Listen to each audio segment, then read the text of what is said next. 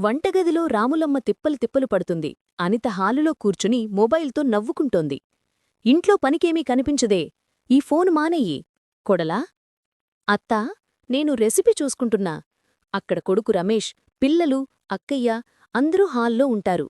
రాములమ్మ అంటుంది, ఇవాళ చేపల పులుసు చెయ్యాలనిపిస్తోంది. అనిత వెంటనే, అత్తా, చేపల మార్కెట్కెళ్ళి ఫ్రెష్ చేప తీసుకుందాం. నేను వ్లాగ్ కూడా చేస్తా. అత్త మొహం చూసి కుటుంబం నవ్విస్తుంది. అత్తా కోడలు ఇద్దరూ స్కూటీలో వెళుతూ చిన్న చిన్న కామెడీలు చేస్తారు.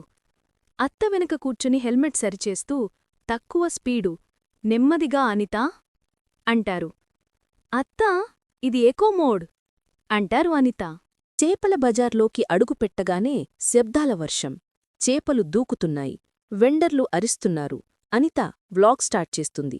హాయ్ ఫ్రెండ్స్, టుడే ఫిష్ మార్కెట్లో ఉన్నాము. అత్త తడబడుతూ, ఒరి దేవుడా, ఇక్కడ ఇంత గోలుంటుందని ఊహించలేదు. అత్తా, ఈ పెద్ద చేప తీసుకుందాం. అది చాలా చురుకుగా ఉంది. చిన్నది తీసుకోమ్మా. వెండర్, రెండు ఫ్రెషేమ్మా. ఏది కావాలి? అత్తాకొడలు చిన్న చిన్న తగవులు పెట్టుకుంటారు. కుటుంబం చూడగా కామెడీ అవుతుంది.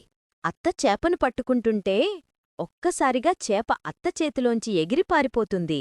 అయ్యయ్యో దేవుడా అని అనిత నవ్వుటూ కెమెరా ఆఫ్ చేయలేకపోతుంది. అత్తా, ఇది వైరల్ అవుద్ది. ఆ చేప పక్క స్టాల్ మీద, అక్కడ్నుంచి బకెట్లో, అక్కడ్నుంచి నేలమీద దూకుతూ మాస్ ఎస్కేప్ చేస్తుంది. ఇంటికి వచ్చాక కుటుంబం మొత్తం ఆ వీడియో చూస్తూ నవ్వుతారు. అమ్మమ్మా, మీరు హీరోలా చేపను చేశారు. వైరల్ అవ్వబోతుందేమో. అత్త మొహం బిగించి తర్వాత నవ్వేస్తుంది అంటూ రమేష్ అంటాడు. ఫ్యామిలీ అందరూ కలిసి భోజనం చేస్తారు. అమ్మమ్మ, పులుసు సూపర్. టీం వర్క్రా మనవడా. రాములమ్మ నవ్వుతూ, ఇదే మా చెపల గోల, కానీ మన బంధం గోల కాదు.